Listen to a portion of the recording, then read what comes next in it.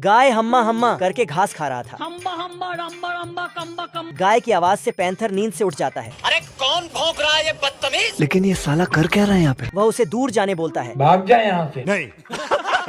लेकिन गाय उसको इग्नोर मार देता है। तभी पैंथर पेंट का डिब्बा लाता है अब अगर तेरी मौत भी चाहे तो भी तेरी मौत टल नहीं सकती। और गाय को बेचने के लिए खींच कर ले जाता है। छोड़ो मुझे जाने दो।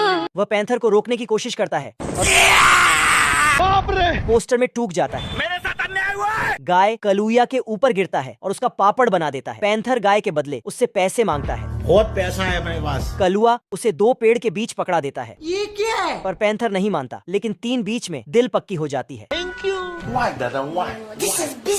वह घर के बाहर बीजों को दफना देता है और सोने चला जाता है। लेकिन 1 सेकंड। रातों रात वह चमत्कारी पेड़ हिमालय से भी लंबा हो जाता है ये क्या बात करता है? और पैंथर के घर को आकाश लोक ले जाता है। बाहर निकल साला। दानव बोतल में ठोका लगाकर पैंथर को बाहर निकालता है। वह उसे पकड़ने जाता है और पैंथर उसके मुंह में दे दूंगा चोको। वह जेली में बाउंस होकर ऊपर जाता है। आज तो मजा आने वाला है। और बिल्ला उसे पकड़ने की कोशिश करता है। वह बाउंस होकर दानव के सर पर गिरता है। भारी मिस्टेक हो गया सर। रुक, तेरे को बताते। वह दानव उसके पीछे पड़ जाता है।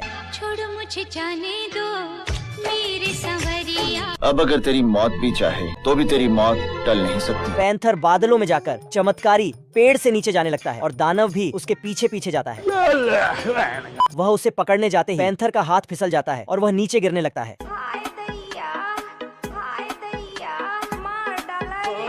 तभी अचानक से उसका नींद खुल जाता है। ये क्या बात करता है यार? इसका मतलब अब तक जो कुछ भी हुआ सभी बस एक सपना था। मैं नहीं मानता। तभी पैंथर खिड़की में जाकर अपनी गाय को देखकर खुश हो जाता है।